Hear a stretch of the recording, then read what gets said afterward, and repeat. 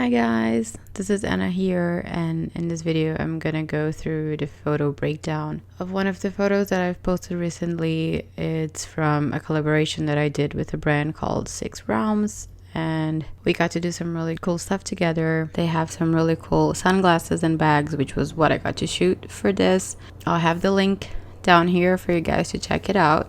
This was one of the photos that I ended up doing more work on. This was an exception. It was a special case because what I had planned at first didn't really work out, and I had to adapt my initial idea, and I was playing around with the light and testing, and I ended up having two very different moments where I had the lights set up in a different way, and I liked photos from both moments, and we ended up choosing one photo from one of the moments where I had the light set up in one way and another photo in a different way. And my challenge was to try to make one of the photos look like the other. Like, we preferred the lighting in one of the shots. So this was me trying to make both photos look consistent. So it is a lot more work than I'm used to doing, and it was a big challenge for me. And I kept going back and forth. I did something and then I didn't really like how it turned out, and then I just wanted to change one detail, and then I made a layer with a mask for that. So it is a lot of layers, it is a lot of work, and because this is an edited photo already, I'm just gonna go through the step-by-step of what I did, what was my thought process, and why I did what I did. And in the future I will have a photo that I'm going from raw and just having the whole process of how I edit. Okay, so this is the final look of the photo that I'm going to break down. First photo that I had as a reference. So you can see that I didn't do a lot to it. It was mostly cleaning up the background and making it warmer.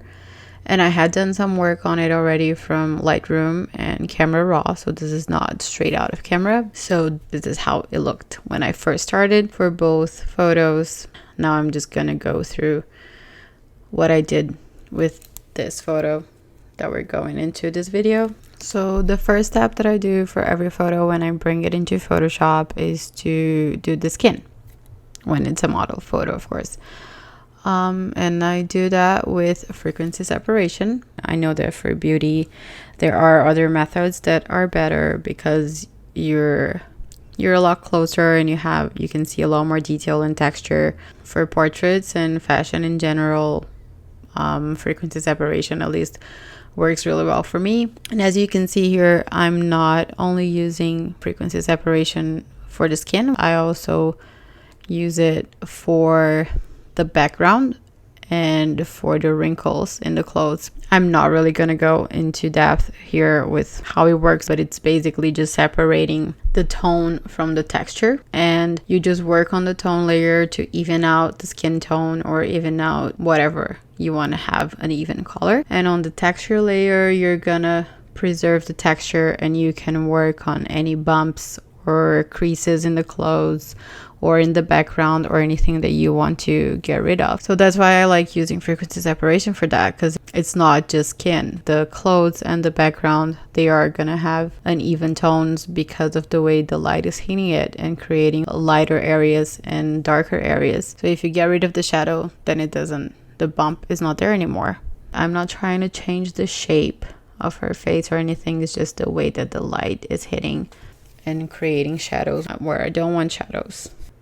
So using frequency separation can make the skin look a little flat. You made it too even. So I usually like to bring out a dodge and burn layer and I always do it in a non-destructive layer that I just fill with 50% gray, and then I change the blending mode to soft light, and then I use a brush, a black brush at around 10% opacity to darken areas that I want to darken, and a white brush at 10% opacity to lighten areas that I want to make brighter. So I'm just using this dodge and burn layer to bring back some of the contrast that I got rid of with the frequency separation. You want to make the highlights lighter and the shadows darker if you want to get more contrast, but you can also use the dodge and burn layer to bring back more detail in the shadows where it was too dark, or to darken a highlight that it was too light. For frequency separation, sometimes if it's hair, for example, or something that is a little more obvious, sometimes you're gonna have to work both on the color layer and on the texture layer to get rid of it, because you might get rid of the color, but then the outline of the hair is still gonna be there. So for a lot of those things, I just prefer to create an empty layer on top of everything and sample all layers. And I usually just do the clone stamp or whatever I feel it works better, because then it's just one layer and I don't have to work on 2 layers. Now I'm going into the first layers that I have for toning. So like I said, I did create a lot of layers on this, so I am gonna keep going back and forth and doing something, and then gets the photo warmer, but then I don't like how the shadows go, so I'm gonna create a layer on top of that and fix the shadows, and then I just kept going like that until I got to the final result. That's usually how I go, because I don't know exactly what I'm gonna do when I look at the photo, and in this case I did have a reference that I could go back to and see how it was, but it is usually try and error and see how it turns out. And then if I don't like what it's doing to another part of the photo, I'll just mask it out. So for this first one, I'm just using level layers to get a little more warmth into the photo and into the shadows, making it a little more flat as well. And then I'm using a channel mixer to work into the different channels, red, green, and blue. And then I create a layer for color balance, and I really like the color balance layer because it gives you the option to work in the midtones and shadows and highlights, so it gives you a little more control. So that's what I did, and I added a little more yellow and magenta to the midtones. I thought the photo needed a little more of a punch, so I created this levels and curves layer to bring it up a little more, the highlights and the difference between the highlights and the shadows. And then I wanted to get rid of a little bit of the red in her face and to also bring up the highlights in her face in the lighter areas. And then it's a black and white adjustment layer, but I use the blending mode soft light. That way it doesn't make it black and white, but it does bring the saturation down a little bit and a little more contrast to the overall photo. And then I thought that the photo was looking too red overall, so I used another channel mixer. And the channel mixer can't target everything that I want, so I go in again with another color balance layer where I can target the midtones and shadows a little more. And I add a little more magenta and yellow to it because I felt that I went a little too far and it was affecting the jumpsuit a little too much. And then I did another curves layer, and for this one I have a mask just for her face because that's the only place that I felt it needed a little more contrast. And then at this point I just compared to the other photo and I felt that it was too bright. I created a curves layer that just brought everything down. So this is what I mean. I went through the layers and then I see that I went too far, and sometimes it works just bringing the opacity down or just getting rid of a layer, and sometimes it just works better if you work with what you have and just go from there. So that's what I did with the curves. And then for the jumpsuit I also used color balance and selective color to work on just the orange tones and to bring a little more yellow into the highlights because the highlights were a little desaturated, so I brought a little more color into that. At this point I realized that the skin tone was getting a little dull. The tones were a little too cold for everything else. So I started working on that just for the skin tone. This time for the channel mixer I have the blending mode set to luminosity. So it's not gonna affect the colors but just how bright the colors are. I just bring down the highlights a little bit. And then I felt that the shadows were a little too red. I did another color balance layer to fix the reds in the shadows, and then I wanted to work further on the reds, so I did a hue saturation layer targeting only the reds, adding yellow to those reds, and then I did an overall levels layer,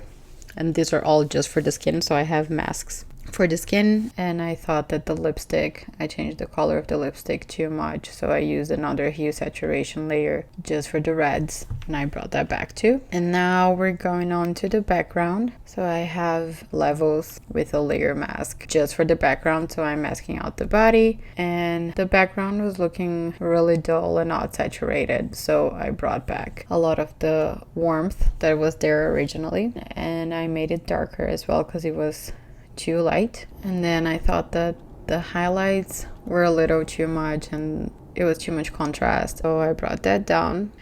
And then I realized that the hands were looking a little dark, so I made a levels layer just for the hands to make it brighter and less red. And then I felt that it was a little too much overall. There were some weird patches of light in the background and in her face, so I did another dodge and burn layer. It was too much of a spotlight in the background for me, so I made that a little darker, and the spots that were a little brighter, I made those darker as well. And I thought that the right side was a little too dark, so I brought back a little bit of the light in there as well. And at this point, I had been working on this for so long, and I feel that if you've been working at a photo for too long, your eyes stop working and you don't really see problems anymore. It looked like it was close enough for me, and I thought that was done and that was it, and I sent the photo. And then the designer had a fresh eye looking at it, and he gave me the feedback. The tone is not really there. Anything else that you can do to make this a little more consistent and a little more closer to each other? And when I looked at it the next day with fresh eyes as well, I agreed with him. It was almost there, but not there yet. So I got back to it. I just did another curves layer to make some areas a little darker, and also to bring back a little bit of the orange tone that I thought it was maybe a little too yellow. And then I did a curves layer just for her face to make it a little darker again on the other side, on the right side. And then I did another curves layer just for her face to bring back more contrast because it was a little flat, and also added a little more color to her face. And then this was just for the forehead because I thought it was looking a little too flat, so I wanted to bring the highlights back up again. And then another dodge and burn layer to fix some areas that I thought needed a little more work because the lighting was a little uneven for me. And then I have another color balance layer here where I'm working on the shadows a little bit. Another curves layer where I'm bringing the highlights just a tiny bit down. And then the last curves layer, I'm bringing back some detail in the shadows on her hair because I thought that it was a little too dark. Yeah, and then I finally felt I got to where I wanted. And if we look back and we compare where I was when I first thought I had finished the photo and how it was after I received the feedback and I kept working on it, it is a big difference, and it actually brings it a lot closer to the other photo, what it was really supposed to look like. And now I'm just going back to what we had in the beginning and what we have at the end and how it looks with the other photo. And yeah, that was it. It was a really long process, and like I said, I'm not going into much detail because I can't really show you what I'm doing or what I did, so I'm just trying to go through the layers that I created and my thought process behind it. And I'll have other videos while I'm working on it and explaining what I'm doing and why I'm doing what I'm doing and how I'm doing it. I hope you guys could learn something from it. If you have any questions, please feel free to reach out to me and I'll try my best to get back to you. And thank you so much for watching. Bye.